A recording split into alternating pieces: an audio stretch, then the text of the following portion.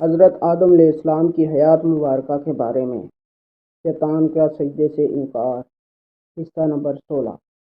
پروردگار عالم جل جلالہ نے کہا، اے ابلیس، تو نے سجدہ کیوں نہ کیا جبکہ میں نے حکم دیا تھا، جیسا کہ فرمان ہے۔ ترجمہ: کس نے منع کیا تجھ کو جب حکم دیا تھا میں نے؟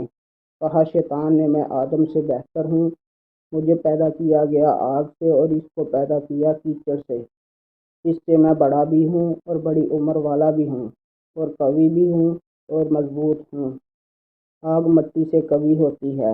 دوسرے مقام پر ہے کہ ترجمہ: تھا شیطان جنوں سے، پس اس نے اپنے رب کی نافرمانی کی۔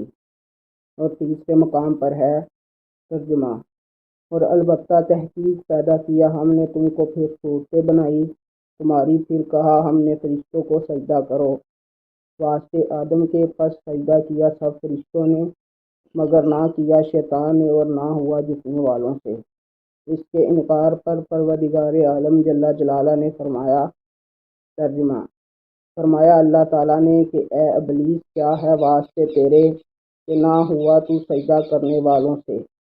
شیطان نے جواب دیا کہ مجھے لائق نہیں کہ میں بشر کو سجدہ کروں جو پیدا کیا گیا ہے بچنے والی مٹی سے، جو بنی ہوئی تھی کیچڑ سڑی ہوئی سے۔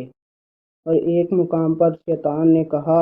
ترجمہ: کہا شیطان نے، میں بہتر ہوں، اس سے پیدا کیا ہے تو نے مجھ کو آگ سے اور اس کو پیدا کیا مٹی سے۔